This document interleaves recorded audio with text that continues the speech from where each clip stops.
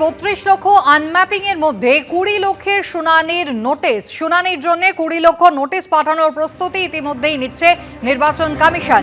32 লক্ষ আনম্যাপিং রয়েছে, আর কিছুদিনের মধ্যেই 27 তারিখ থেকেই শুনানি হবে শুরু, আর তার জন্য 20 লক্ষ শুনানির নোটিশ পাঠানোর প্রস্তুতি শুরু করলো নির্বাচন কমিশন।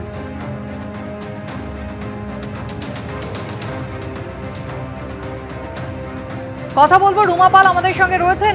রুমা, আমরা জানি 27 তারিখ থেকে হিয়ারিং এর কাজ শুরু হবে, সেক্ষেত্রে প্রতিদিন কতজনকে ডাকা হবে এই নোটিশ পাঠানোর জন্যই বা কি ব্যবস্থা করছে নির্বাচন কমিশন?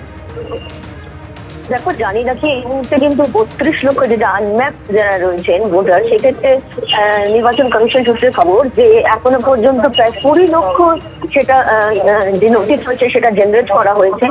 ইতিমধ্যেই যেতে শুরু করেছে ভোটারদের কাছে যারা আনম্যাপ রয়েছেন, এবং সেক্ষেত্রে জানি নাকি 27শে ডিসেম্বর হচ্ছে হিয়ারিং, এবং হিয়ারিং এর এখন পর্ব যেটা জানা যাচ্ছে যে প্রায় 150 জনের মতন একদিন করে ডাকা হবে প্রত্যেকটা হিয়ারিং সেন্টারে যেটা রয়েছে, সেরকমই ব্যবস্থা গ্রহণ করা হচ্ছে, এবং সেই প্রস্তুতি কিন্তু এখন বলা যেতে পারে একদম শুরু হয়ে গিয়েছে।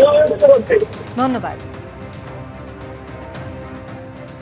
খসড়া ভোটার তালিকা প্রকাশিত হওয়ার পর থেকে প্রতিদিনই বিভিন্ন রকম অভিযোগ সামনে আসছে। এরই মধ্যে এবার খসড়া তালিকায় জীবিত ব্যক্তিকে মৃত হিসেবে দেখানো সহ একাধিক অভিযোগ নিয়ে রাজ্যের মুখ্য নির্বাচনী আধিকারিকের দপ্তরে গেল তৃণমূল কংগ্রেসের প্রতিনিধি দল। কোথাও জীবিত ব্যক্তি খসড়া ভোটার তালিকায় হয়েছেন মৃত, কোথাও স্থানান্তরিত না হওয়া সত্ত্বেও খসড়া ভোটার তালিকায় দেখাচ্ছে স্থানান্তরিত। এসআইআরে এমন অভিজ্ঞতা হয়েছে অনেকের। মঙ্গলবার এই সংক্রান্ত অভিযোগ নিয়ে রাজ্যের মুখ্য নির্বাচনী আধিকারিকের দফতরে যায় তৃণমূলের প্রতিনিধি দল। সেখানে ছিলেন মন্ত্রী চন্দ্রিমা ভট্টাচার্য, পুলক রায়, শশী পাজা এবং তৃণমূল সাংসদ পার্থ ভৌমিক ও বাপি হালদার। তাদের দাবি, ভোটারদের নামের বানান ভুল থাকলেও তাদের শুনানির জন্য ডাকা হচ্ছে। এক্ষেত্রে ভোটারদের যেন শুনানির নোটিশ না দেওয়া হয়। পাশাপাশি খসড়া তালিকা প্রকাশের পর যাদের শুনানিতে যেতে হবে তারা যাতে 11তম নথি হিসেবে আধার কার্ড দেখাতে পারেন, এদিন সেই দাবিও সিইওর কাছে জানিয়েছেন তারা। এখানে কতগুলো লজিক্যাল ডিসক্রিপেন্সি, হয়তো কারুর নামের বানানে ভুল, অথবা কোথাও বাংলা বানান একরকম, ইংরেজি বানান একরকম, তার জন্যে ভুল, নানা রকমের এই ধরনের যে ডিসক্রিপেন্সিগুলো, এগুলো লজিক্যাল ডিসক্রিপেন্সি, মানে এটা কিন্তু লজিক দিয়ে বোঝা যায়। এই ডিসক্রিপেন্সিটাকে ধরে নিয়ে তাদের হিয়ারিংয়ের নোটিশ দেওয়ার কোনো দরকার নেই, এই কথাটা আমরা তাদের পরিষ্কার করে বলে দিয়েছি। তৃণমূল অভিযোগ জানিয়েছে, অনেক জায়গায় শুনানি কেন্দ্রগুলি ভোটারের ঠিকানা থেকে বহু দূরে। ভোটারদের সুবিধার্থে তাদের বাড়ির কাছাকাছি শুনানির ব্যবস্থা করা হোক। মানুষকে তার যেন দূরবর্তী জায়গায় যেতে না হয়। আপনি আগে পঞ্চায়েত অফিসে করতেন, মিউনিসিপ্যালিটিতে করতেন, হাই স্কুলে করতেন। আপনাদের যদি মনে হয় যে এগুলো রাজ্য সরকারের অধীনে, এখানে করব না, আপনাদের কোনো অফিসেও আপনারা করুন, আমাদের অসুবিধা নেই, ব্যাংকে করুন, পোস্ট অফিসে করুন, কিন্তু মানুষকে যাতে কষ্ট পেতে না হয় আমরা কিন্তু সেটার উপরেই জোর দিয়েছি। বিজেপির কাজ ঘোষিত ভোটার তালিকার মধ্যে এখনো ভেজাল আছে কিনা, বিজেপির কাজ হিয়ারিংটা যেন একতরফা মমতা ব্যানার্জির চটি চাটা একটা বড় শ্রেণীর ভিডিও আইপ্যাকের কথা মতো মুখ্যমন্ত্রীকে সন্তুষ্ট করার জন্য করছে কিনা, তার জন্যই বিজেপির যা যা কাজ করার দরকার বিজেপি করছে। এই সংক্রান্ত কোনো বিষয় থাকলে ইলেকশন কমিশন তারা রিপ্লাই করবে, আমরা ইলেকশন কমিশনের হয়ে সাফাই দিতে পারব না। তৃণমূলের প্রতিনিধি দলের অভিযোগের প্রেক্ষিতে রাজ্যের মুখ্য নির্বাচনী আধিকারিক মনোজ আগরওয়াল জানিয়েছেন, অভিযোগগুলি খতিয়ে দেখা হবে। যদি দেখা যায় বাস্তবে তা ঘটেছে, তাহলে কারণ খুঁজে বার করা হবে। ইচ্ছাকৃতভাবে ভুল করা হয়েছে এমনটা প্রমাণিত হলে ব্যবস্থা নেওয়া হবে সংশ্লিষ্ট বিএলওদের বিরুদ্ধে।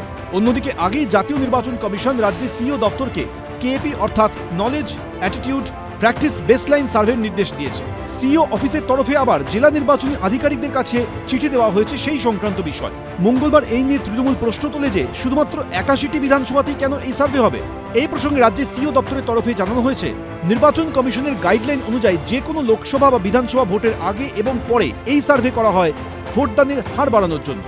রুমা পাল, দীপক ঘোষ, এবিপি আনন্দ। উত্তরপ্রদেশের উন্নাও ধর্ষণ কাণ্ডে একটি মামলায় প্রাক্তন বিজেপি বিধায়কের জামিন। প্রাক্তন বিজেপি বিধায়ক কুলদীপ সিং সেঙ্গারকে জামিন দিয়েছে দিল্লি হাইকোর্ট।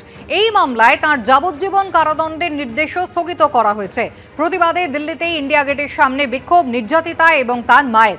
মধ্যরাতে জোর করে তাদের ধর্ণা থেকে তুলে দেয় পুলিশ। ধর্ণায় উপস্থিত ছিলেন নারী অধিকার কর্মী যোগিতা ভায়নাও। এক্স পোস্টে ভিডিও দিয়ে পুলিশের আচরণের সমালোচনা করেছেন যোগিতা। গণধর্ষণের নির্যাতিতার সঙ্গে কি এমন আচরণ করা উচিত? বিচার চাওয়াটা কি তার দোষ? এটা কেমন ন্যায় বিচার? এক্স পোস্টে সমালোচনা নারী অধিকার কর্মী যোগিতা বায়নার।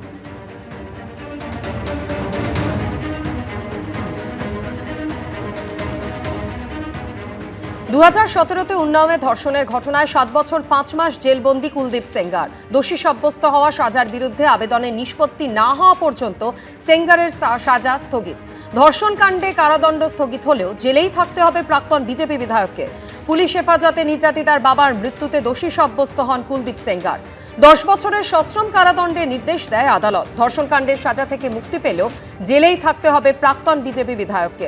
নির্যাতিতার বাবার মৃত্যু মামলায় আপাতত জেলবন্দি থাকতে হবে কুলদীপ সেঙ্গারকে।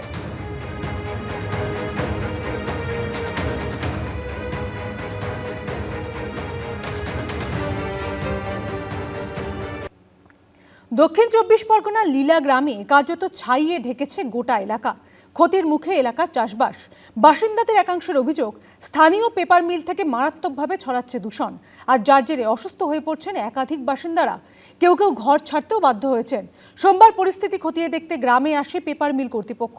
তাদের দেখে কার্যত ক্ষোভ উগরে দেন এলাকার বাসিন্দারা। অন্যদিকে এই ঘটনায় আরও 5 দিনের ডেডলাইন বেঁধে দিলেন ডায়মন্ড হারবারের এসডিও শুভ্রজিৎ গুপ্ত। আমরা কুকুর ছাগল নাকি মিউজিক্যাল চেয়ার? আমরা খালি ধুলো খাবো আর আপনারা খালি চারদিকে রাউন্ড করে ঘুরবেন। বাড়ির ছাদ থেকে উঠোনে পুরু ছাইয়ের পরত। দূষণে কার্যত ঢেকে গেছে সবুজ ধানক্ষেত থেকে বাগানের গাছের পাতা। ভয়ঙ্কর এই ছবি দক্ষিণ 24 পরগনার নীলা গ্রামের। বাসিন্দাদের একাংশের অভিযোগ, স্থানীয় পেপার মিল থেকে মারাত্মকভাবে ছড়াচ্ছে দূষণ। এখানকার যে চিত্র দেখাবো, যে এখানে কিন্তু ঠিক এভাবেই হাত দিয়ে আমি যখন নাড়াচ্ছি সেখানে দেখা যাচ্ছে আঙ্গুলের ডগায় কিন্তু প্রথমত সেই কালো কালি লেগে যাচ্ছে। তার পাশাপাশি গোটা ছাদ জুড়ে এভাবেই কালো আস্তরণ পড়েছে পোড়া কয়লার। আমরা রাতে ধোঁয়া, কালি, জল খেতে পারছি নি, ঘুমোতে পারছি নি, আমাদের ছেলে মেয়েরা পড়াশোনা করতে পারছি নি, আওয়াজ প্লেনের মতো। এইভাবে আমরা কিভাবে বাঁচবো? 2 দিন ছাড়া অপারেশন হচ্ছে, কার চোখ নষ্ট, কার শ্বাসকষ্ট হচ্ছে। ডায়মন্ড হারবার বিধানসভা কেন্দ্রের মধ্যে পড়ে এই নীলা গ্রাম। সেখান থেকে প্রায় 1 কিলোমিটার দূরে ফলতা বিধানসভা কেন্দ্রের আওতায় রয়েছে এই পেপার মিল। সেই কারখানা কর্তৃপক্ষের বিরুদ্ধে একগুচ্ছ অভিযোগ তুলেছেন গ্রামবাসীদের একাংশ। দূষিত জল, পচা গন্ধ, মাঝে মাঝে খাল থেকে এমন সাদা, নীল, কালো বিভিন্ন রকমের জলের কালার বেরোচ্ছে। 5 থেকে 7টা গ্রাম দূষিত হয়ে যাচ্ছে, চাষ হচ্ছে না। যখন আমরা আন্দোলনের মাধ্যমে গেটের সামনে যাচ্ছি, কোম্পানি নিপন কোম্পানির পেপার মিল, যখন ওখানে যাচ্ছি ওখান থেকে আমাদের তাড়া করছে।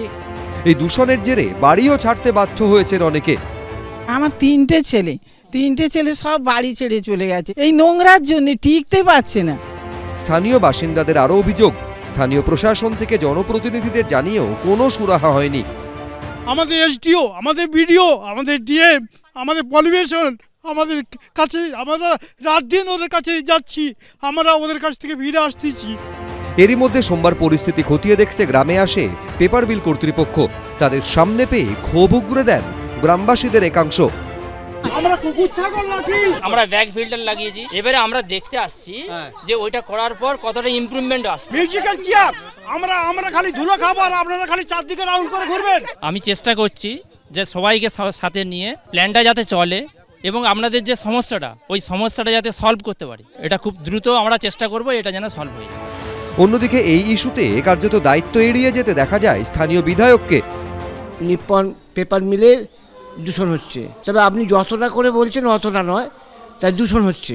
কিন্তু প্রশাসন ব্যবস্থা নেবে কি করে? এটা ফলতা থানার মধ্যে পড়ে, আমাদের কোনো করণীয় নেই। যদিও পেপার মিল কর্তৃপক্ষকে ব্যবস্থা নিতে 5 দিন সময় দিয়েছে প্রশাসন। ওনাকে একটা 10 দিনের টাইম দেওয়া হয়, 10 দিন টাইম অলরেডি পেরিয়ে গিয়েছে। বিডিও সাহেবকে আবার রিকোয়েস্ট করেছি যে ইমিডিয়েটলি আবার ডেকে আজকালকের মধ্যেই ওই কারখানার যিনি মালিক আছেন তাকে ডেকে আর একটা 5 দিন টাইম দিতে। যদি উনি এটা না করেন, কমপ্লায়েন্স না হয়, তাহলে আমরা পলিউশন কন্ট্রোল বোর্ডে আমরা এটা জানাবো। কবে এই দূষণ থেকে রেহাই মিলবে, আপাতত সেই অপেক্ষায় ভুক্তভোগী গ্রাম। হিন্দোল দে, এবিপি আনন্দ। এবিপি আনন্দ, এগিয়ে থাকে, এগিয়ে রাখে।